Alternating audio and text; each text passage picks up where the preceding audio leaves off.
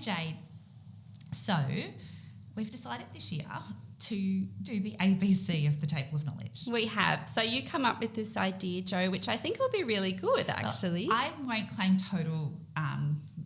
I wasn't actually the one who came up with the idea. It was Martin, who's a friend of mine and who will be going to business with us through the EYB business that we're starting up this year. He was the one who suggested it, so I'm just taking his suggestion. But Thanks, anyway, Martin. Thanks, Martin. So we were like, right, well, where do we start? Well, it's very obvious. A is for ATO. The Australian Taxation Office. And while we don't intend to bore you to tears about the ATO, we just thought it might be good to just go through a few things, because even me doing a little bit of this research, and I'm sure you too, I learned a few things. I definitely learnt a few things. Yeah, okay. So we all know the ATO, and everyone's probably quite fearful of it and hates it in a lot of respects, because they're the people who collect our taxes. But did you know when it started, Jade? I didn't, but I do know now. So the ATO started in the 19th century. Yeah, well, no, the 20th Was century. it? In 1910. Yes, sorry, 20th century. Sorry, it was the end of the 19th century when the 6 Australian colonies had their own tax system. Sorry. That's okay. So a little bit of a history lesson on federation for those of you who don't remember it, because none of us were around. So prior to that, there were 6 states. They all had their own tax systems, and most of them were based on excise and customs duties. So if you were selling from Victoria to New South Wales, there would be duties paid on that. And then in Federation, which was 1901, part of that was to abolish that interstate taxes. And in 1910, there was a law enacted called the Land. What was it called? The Land Tax Act, yeah. 1910. And from that, they decided that there needed to be a commissioner of the land tax, and that was the start of what we now know as the ATO. Yeah, so as you said, Jo, we all know the ATO, and people probably find them very scary. And when I was doing some reading this morning, there was a guy who was doing the report, and he was saying, he went in thinking that the ATO was all closed doors and very secretive. And I'm sure that they are very closed doors about some things, but the ATO is actually quite open with a lot of things as well. They are, definitely. So first of all, if you are really interested in the history of the ATO, which I'm sure none of you will be, there's actually a book. It's got 300 pages or so, and that was commissioned to be written in conjunction with the 100th year anniversary. So it was written in 2010. So there's another 13 years of history that aren't in that. But so if you want to have a read, you can download it off the ATO website, or you could even buy it if you wanted to. Shan't be doing that. No.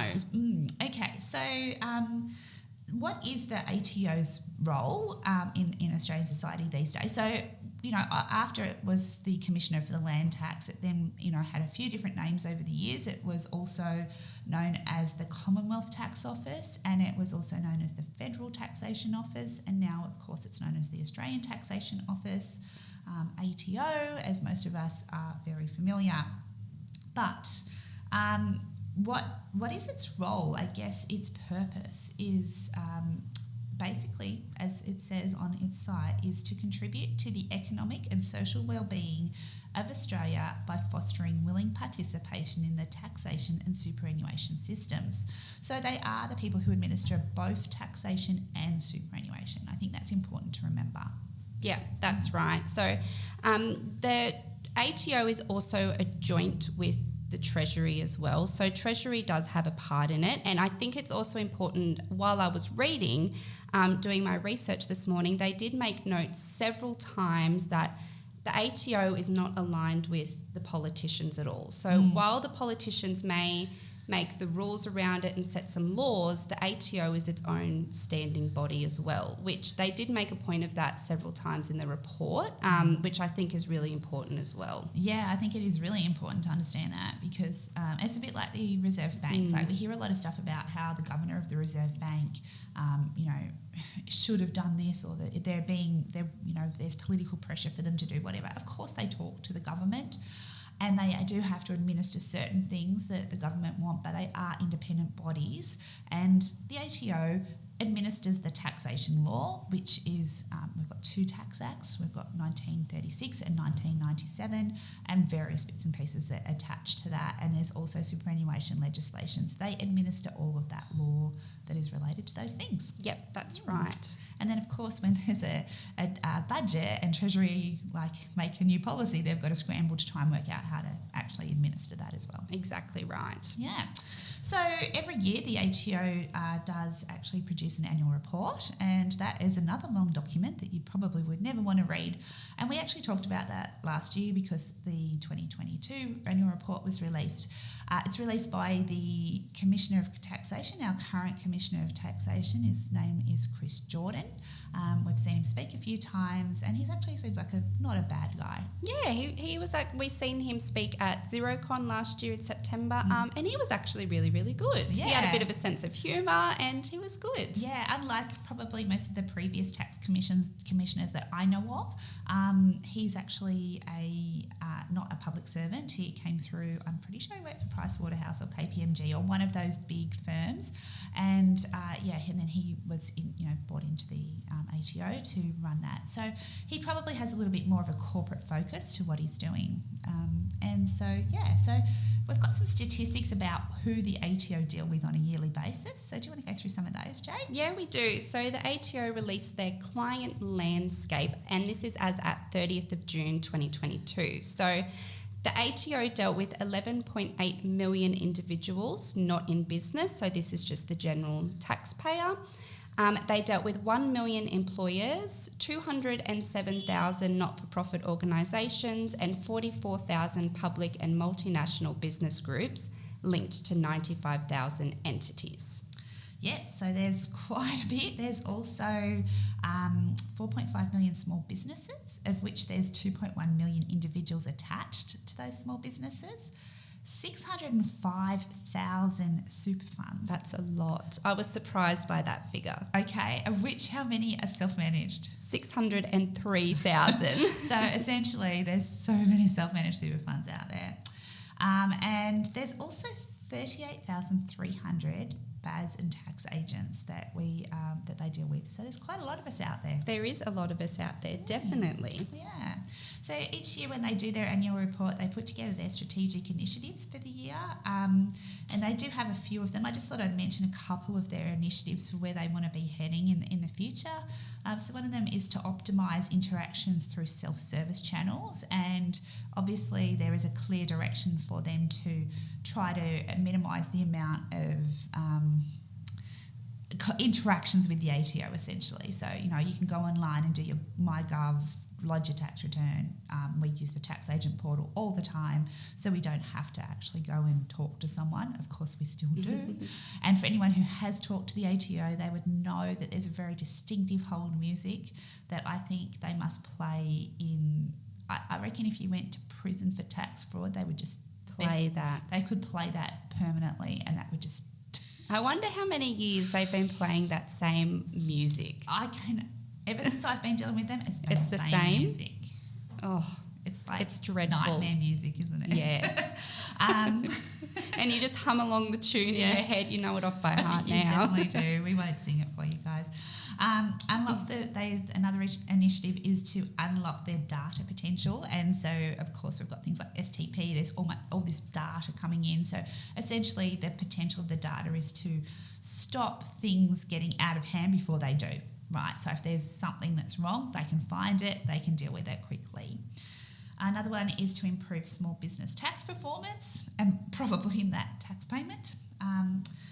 To simplify the way they work by focusing on what matters most. So I think that's something any business should be looking at, to strengthen cybersecurity. And they already have very strong cybersecurity, but of course that's got to be a massive priority for them. And one of their things for this year was to establish the Australian Business Registry Service. For those of you who've got a director ID, you would have dealt with that. Yeah, that's right. So that was a big project of theirs as well.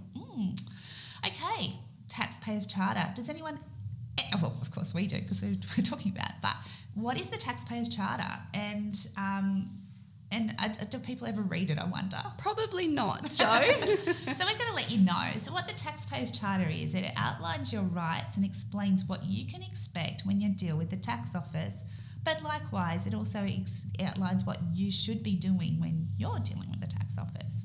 So I might outline what we should expect, and Jade's going to outline what you should be doing. Go for it, Jo. Okay, so the rights that you can expect from them. First of all, to be fair and reasonable. Secondly, to be honest, to have professional service and assistance.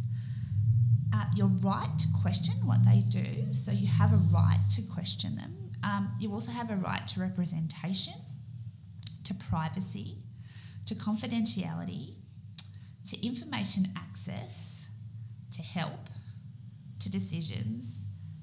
It's easy for you to comply, and to accountability. Now, there's a whole lot of stuff about that, and we'll put a link in the show notes if you want to have a bit more of a read about it. But essentially, it's all just good stuff that they're supposed to be doing for us. And probably with our dealings with the tax office, most of the time they're pretty good. Yeah, really. they are. I will say they do kind of uphold those, really. So what's our responsibilities? All right. So our responsibilities of what the tax office expects from us is to be truthful, to keep records, to take reasonable care, to lodge by the due date, to pay by the due date, of course, and to be cooperative.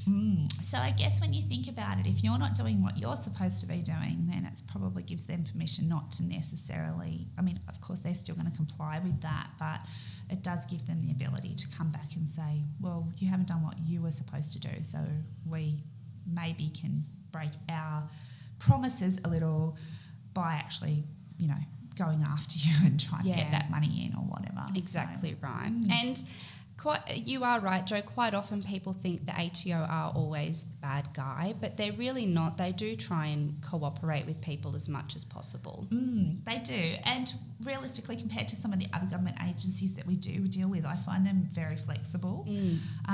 As tax agents, we have a special phone number that we can ring, and we also have the tax agent portal, which gives us the ability to deal directly with the ATO in a way that probably normal individuals and businesses may not be able to do quite to that extent.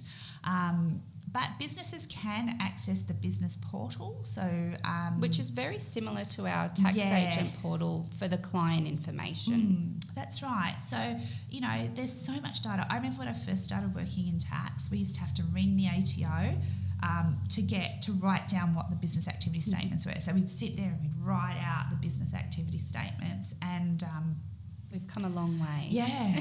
And now it's all there, and we can just print it out and go back and reconcile it. And if something doesn't seem right, we can send them a message. They'll deal with it relatively quickly, I believe. In my opinion. Yeah. Yeah, they are pretty good. I mean, of course, they have their peak busyness times as well, as everyone does in any industry, but they do action things relatively quickly. And I think we also have to remember that they were the people who did that initial rollout of COVID relief, and I can't imagine how stressful that was for them. So over the last few years, even if we think about it, so in 2020 when COVID hit, there was so many payments that had to be rolled out to businesses. They did that in really quick speed, I believe. To be able to roll that sort of money out in that time frame was amazing. And we saw in the second wave of COVID that the New South Wales government tried to do a similar thing, and it just did not work very well. Not in the same way. They've also rolled out single touch payroll, which has been a pretty massive thing. Now they're doing the director ID, they're doing all these different initiatives. So, they seem to be pretty contemporary with their thoughts and their processes. Yeah, that's right. So they are doing good things, of course. And as we've said on the podcast quite a few times, they are spending a lot of money and time in investigating tax fraud. They had the big Operation Prodigo. So they are trying to claw back as much, tax fraud money as possible, because, of course, that money then goes back into Australia for healthcare and education and roads and, everything that we kind of take for granted sometimes. And I guess the last thing I just want to say is, just like us, we have a lot of people who say, oh, but that's not fair and this isn't right and I don't agree with what the tax office is saying or whatever. They're administering the law just like we are. We don't make the law. They don't make the law. The government makes the law. and the tax office administer it as we do. So That's sometimes right. you might not like what we are saying to you, and I'm sure the tax office get it a hell of a lot more than we do, but at the end of the day, there's a reason for that. Yeah, that's It's the law. right. That's right. And it's our job to make sure that we are following that law as well. So it's, you know, as tax agents, Joe, I'm sure you know, of course, that it's our responsibility to follow that law and do things the right way. Definitely. Well, that's enough for the ATO. We have no idea what B is going to be next week, but we will come up with that over the week.